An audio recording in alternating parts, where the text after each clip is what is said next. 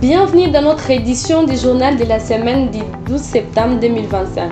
Depuis la ville de Goma, en République démocratique du Congo. À la présentation, Madame Evodi Kalumuna. Voici les titres du jour. Visite de la croisade eucharistique au centre Charity Place, du soutien pour les enfants orphelins et démunis. Célébration du 6e anniversaire du festival Brainwash avec l'ONSS Girls. Pamoja International au secours des enfants orphelins et démunis au centre Charity Place. Bukavu. Sensibilisation de la communauté chrétienne par l'organisation New Generation in Action. Goma. Décès de la vice-coordonnatrice de l'organisation New Generation in Action, Madame Bahati Biroini Karina. Le groupe Croisade Eucharistique, solidaire avec les centres Charity Place. Dans le cadre de son programme d'accompagnement, le centre Charity Place a reçu ce 6 septembre 2025 la visite du groupe chrétien de la Croisade Eucharistique au sein du quartier San Kizito, paroisse Emmanuel. Représentée par Madame Asia Bono et Arlette, la délégation a distribué des fournitures scolaires aux enfants orphelins et démunis du centre. Des cahiers, stylos et autres articles de base ont été remis aux bénéficiaires. Selon les propos de Mademoiselle Arlette, les besoins sont encore très nombreux et l'appel est lancé aux personnes en bonne foi pour soutenir ces enfants orphelins et démunis. Bonjour madame. Bonjour. Vous allez bien? Oui, je vais bien. De nous, c'est qui encore? Je réponds au nom de Asia Bono et Arlette. Ok, Arlette, on vous a vu venir donner quelques fournitures aux enfants, mais on ne sait pas si vous êtes quel groupe. On a vu vous n'êtes pas seul, vous avez 2 ou 3. Ok, merci beaucoup. Comme je l'ai dit bien avant, je suis Asia Bono et Arlette. Je fais partie d'un groupe chrétien de la croisade eucharistique dans le diocèse de Goma, quartier San Kizito, précisément dans la paroisse de l'Emmanuel Saba. Quels sont les matériels que vous avez donnés aux enfants? Ok, merci pour la question. Ce que nous venons de donner aux enfants, ce sont de cahiers brillants, demi-brillants et kasuku, latte, stylo, gomme, taille, crayon et crayon. D'accord. Et combien d'enfants ont bénéficié de ces fournitures scolaires? Nous venons de constater que 60 enfants viennent de bénéficier de ces fournitures scolaires. D'accord, merci beaucoup. Alors, quel est le message que vous pouvez donner à ces personnes qui hésitent encore, qui se disent qu'ils n'ont pas vraiment grand-chose pour venir aider les enfants?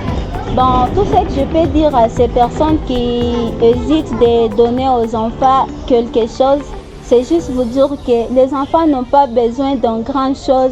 Ils sont démunis, ils sont vulnérables. Tout ce que vous avez, ça peut être les fournitures scolaires, quelque chose à manger ou soit quelque chose à porter parce qu'ils viennent de se plaindre qu'ils n'ont pas des habits, des chaussures, je ne sais pas quoi d'autre encore. Vous êtes les bienvenus pour aider nos enfants parce que la Bible nous dit d'aider les démunis pour que nous soyons aussi bénis. Merci beaucoup, c'est pour l'avenir de nos petits-enfants, de nos enfants orphelins. D'accord, merci beaucoup. Je vous en prie, madame. 6e édition du festival Brainwash avec l'ONSS Girls. Le même jour, dans l'après-midi du 6 septembre, la ville de Goma a vibré sous les rythmes de la 6e édition du festival Brainwash, organisé par l'organisation l'ONSS Girls. C'était à l'occasion du 6e année d'existence de l'organisation l'ONSS Girls au service de la jeunesse et de l'innovation féminine. Nous avons tendu notre micro à Madame Corinne, directrice administrative et financière, ainsi que coordonnatrice du festival Brainwash. Elle nous revient sur les parcours, les objectifs ainsi que les ambitions futures de l'ONSS Girls. Bonjour, je suis Corinne Bouchegnula, directrice administrative et financière de l'ONSS Girls, mais également coordonnatrice du festival Brainwash. Pour parler de la mission principale de l'ONSS Girls, je dirais que notre mission principale, notre but principal est de valoriser le génie qui se trouve au sein de la femme. Notre grand but est aussi de pousser la jeune fille vers son autonomisation financière. Ce qui m'a motivée à m'engager dans cette organisation est que je me sentais pas trop à l'aise dans la société. Mais là, j'ai pu trouver une place où je pouvais m'exprimer librement, où je pouvais faire part de mes idées et je pouvais être écoutée. Le plus grand défi auquel les jeunes filles font face aujourd'hui, l'autonomisation. Être autonome, être indépendante financièrement, c'est un très grand défi qu'il y a dans notre société, surtout pour les jeunes filles. Alors, avec l'ONSS Girls, nous essayons d'encadrer des jeunes filles avec des formations en entrepreneuriat où nous les accompagnons. Et à la fin, nous disponibilisons des subventions pour chaque jeune fille pour qu'elle puisse au moins mettre sur place une activité génératrice de revenus. Et durant une période, nous faisons le suivi de ces fonds pour voir où ces filles vont aboutir. C'est ainsi que nous essayons de contribuer au développement de la jeune fille. Nous essayons d'accompagner la jeunesse en général, inclus aussi les hommes, dans des activités entrepreneuriales avec des formations, avec des subventions pour certains projets, ainsi de suite. Parler du festival Brainwash, c'est un festival qui est né depuis 6 ans maintenant. Cette édition était la 6e édition et ce festival, c'est comme une lumière, je dirais. Une lumière que l'ONSS Girls a apportée à la ville parce qu'avec Brainwash, nous visons à ce que tous ces entrepreneurs locaux aient un espace où ils peuvent se vendre, ils peuvent montrer leur potentiel. Avec Brainwash, nous visons à ce que chaque jeune fille soit capable de mettre en place son projet malgré ses limites. Et nous, Brainwash, nous venons aider ces jeunes filles. Nous venons les aider avec des formations pour renforcer leurs capacités. Nous venons les aider avec des subventions pour essayer de les lancer sur le marché, pour qu'elles exploitent leur potentiel. C'est ainsi que Brainwash est né, dans cette vision, et c'est la vision que nous sommes en train de pérenniser jusqu'à aujourd'hui. Je vais parler en termes de projet de Brainwash, parce que c'est aussi une des activités phares de l'ONSS Girls. Notre projet, pour ces 5 ans à venir, est d'impacter au moins 1000 jeunes filles avec des actions concrètes, avec que 1000 jeunes filles bénéficient de notre programme et qu'elles se démarquent dans la société. Mais à la longue, nous visons impacter au moins 50 000 personnes, que ce soit par nos médias, que ce soit par nos actions ou par d'autres canaux, qu'ils entendent parler de Brainwash et que Brainwash impacte au moins leur quotidien ou ce qu'ils font. C'est un peu ça. Merci beaucoup. Pamoja International, au service de la rentrée scolaire des enfants orphelins et démunis du centre Charity Please. Le dimanche 7 septembre, l'organisation Pamoja International a posé un geste de solidarité envers les enfants orphelins et démunis du centre Charity Please. Plus de 60 enfants ont reçu des kits scolaires dans le cadre de la préparation de la rentrée scolaire 2025-2026. Selon M. Sharma Tabaro, coordonnateur de Pamoja International, il ne faut pas attendre de devenir millionnaire pour donner. Donnons avec l'épée que nous avons. Bonjour. Bonjour. Vous allez bien? Je vais très bien. Le nom c'est qui s'il vous plaît? Je m'appelle Sharma Tabaro. Je suis le coordonnateur de Pamoja International de RDC. D'accord, merci. C'est quoi Pamoja International? Alors, comme on l'a dit en préambule, Pamoja International, c'est une association, une ASBL des jeunes qui s'unissent de toutes tribus, de toutes races, qui s'unissent pour créer un monde résilient, en bref. Et je viens de vous voir au centre Charity Please. Vous pouvez nous dire un peu des mots, ce que vous êtes venu faire au centre Charity Please? Dans un contexte sécuritaire dégradant, on s'est dit qu'il y a plusieurs jeunes, plusieurs enfants qui passent leur temps dans la rue. Les autres commencent même à prendre des armes contre leurs propres frères. Et nous, pour éviter que le futur ressemble à ce que nous vivons actuellement, on s'est dit qu'on doit investir dans l'humain. Voilà pourquoi certaines de nos activités, nous préférons investir dans les gens, dans les élèves, dans les enfants de la rue, mais aussi les orphelins des guerres. Aujourd'hui, on a été au centre Charity Please à l'occasion de l'ouverture scolaire 2025-2026.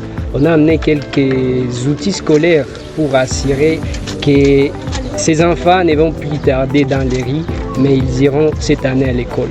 Quel est le message que vous pouvez passer à ces personnes qui hésitent encore et qui se disent qu'ils n'ont pas vraiment grand-chose? Ils peuvent avoir des cahiers, mais ils se disent que ce n'est pas vraiment suffisant pour aller aider les enfants qui sont orphelins et démunis. Quel est le message que vous pouvez dire à ces personnes? Alors, comme je l'ai toujours dit, il ne faut pas attendre de devenir millionnaire pour donner. Il faut donner avec l'épée qu'on a.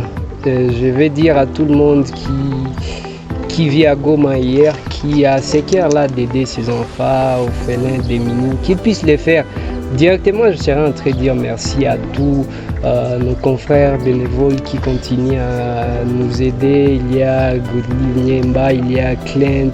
Ils sont très nombreux qui continuent à aider les enfants de l'Est. Et ça, nous sommes en train de dire merci. Et aux autres de continuer toujours. Des enfants ont également pris la parole pour exprimer leur joie ainsi que leur gratitude. Msafiri na kuona kuna makae mkono hapa, kumekuwa nini hapa ku Centre ya Charity please? Wageni wetu wametupokelesha pamoja na international. Jambo kaka. Jambo sana. Kwa majina unaitwa nani? Venker. Na kuona na makae mkono, kumekuwa nini hapa ku Centre Charity please? Pamoja international imetupokelesha, tunasema Mungu awabariki sana. Jambo dada. Jambo sana. Kwa majina unaitwa nani? Mimi naitwa Edwige. Mimi nakuona na makae mkono hapa ku Centre Charity please, kumekuwa nini? Tumefikisha wageni wa kutoka Pamoja International, ndio wametugharamia kwa siku ya leo kutupatia hizi makae na biki. Ujumbe gani unapatia watu wa Pamoja International juu wamewasaidia? Ujumbe gani unapisha wapatia? Nakosa kama niwapatie ujumbe gani juu depuis babangu akufie niliandikishwa kwa masomo. Sasa probleme ilikuwa kaema objet classique. Hapa ndaanza sasa kesho masomo, nasema Mungu awabariki na wazidishie. Bonjour. Bonjour. Vous allez bien? Oui, nous allons bien. Au fait, on voulait savoir si vous c'est qui et qu'est-ce que vous faites ici? Ah oui, moi c'est Pascal Kassongo. Nous sommes ici au Centre Charity Plus. Nous avons reçu le visiteur de Pamoja International qui sont venus visiter nos enfants, que nous encadrons les enfants orphelins et démunis qui ont été touchés par la guerre. Nous les apportons un soutien holistique en fait. Et dans ce sens-là, l'organisation Pamoja International s'était décidée aujourd'hui de venir soutenir nos enfants, venir accompagner nos enfants dans ces moments difficiles. Enfin, vous voyez que les enfants essaient d'abandonner l'école et la fait c'est quoi? C'est la rue à cause d'un stylo, d'un cahier, d'un stylo. Et aujourd'hui, l'organisation Pamoja International a vraiment répondu à cet appel que nous avons lancé. A répondu à cet appel et ils ont venu. Ils ont distribué les objets bien sûr classiques et grâce à ces objets, certains enfants vont rater la vie de la rue et ils vont intégrer l'école et vont commencer encore à avoir l'espoir du lendemain en fait. Quel est le message que vous pouvez donner à Pamoja International? Bon, le message que je peux donner à l'organisation Pamoja International, comme en tout le monde aussi, c'est que le problème que nous vivons ici localement, dans notre ville de Goma précisément, les problèmes sont tellement réels. Le problème c'est réel de telle sorte que la solution ne peut pas venir d'ailleurs attendre l'extérieur pour venir aider. Mais la solution c'est entre nous ici. Ce sont des problèmes locaux donc, qui doivent être répondus par des personnes simples. Tu as des cahiers chez toi, il y a un enfant qui perd sa destinée à cause d'un cahier. Tu as des cahiers, il suffit que tu lui donnes juste un cahier et cet enfant-là, tu sauveras son avenir. Il y a des enfants là qui abandonnent juste manquant un stylo, quoi, jeter un stylo. Il ne part pas à l'école, vous voyez. Alors c'est ainsi que je lance un appel à tous, celui qui peut aider ses enfants orphelins et démunis pour venir en aide. Il est tellement le bienvenu chez nous en fait. D'accord, merci. L'organisation New Generation in Action au culte de la 3e CBK Bugabo. Dans la ville de Bukavu, l'organisation New Generation in Action poursuit ses actions de sensibilisation pour les soutiens aux enfants orphelins et démunis. Ce dimanche 7 septembre, l'équipe a été accueillie lors d'un culte à la 3e CBK Bugabo sous la direction du pasteur Bertin. Celui-ci a exhorté aux fidèles de compatir avec les enfants affectés par la guerre à l'est du pays. Quelques objets classiques ont été recueillis ainsi que des offrandes au profit des enfants orphelins et démunis. Goma Andeya. Décès de Madame Bahati Bironi Karine, vice-coordonnatrice de l'organisation New Generation in Action. Dans la matinée du samedi 6 septembre, la vice-coordonnatrice de l'organisation New Generation in Action, Madame Bahati Bironi Karine, a succombé à une maladie de courte durée. Monsieur Pascal Kassongo, président de New Generation in Action, a adressé ses sincères condoléances à la mémoire d'une femme engagée, dynamique et plus proche des vulnérables. Au nom de toute l'équipe de NGA TV, nous présentons nos sincères condoléances à toute la famille de la défunte ainsi qu'à toute l'organisation New Generation in Action. Chers téléspectateurs, merci d'avoir été avec nous pour cette édition spéciale tournée vers la solidarité, l'engagement communautaire et aussi les deuils. À travers ces reportages, que chacun de nous trouve le courage d'agir pour les autres avec les paix que nous avons. Restons unis pour l'avenir de notre nation. Portez-vous bien et à très bientôt sur votre chaîne d'information préférée, NGA TV.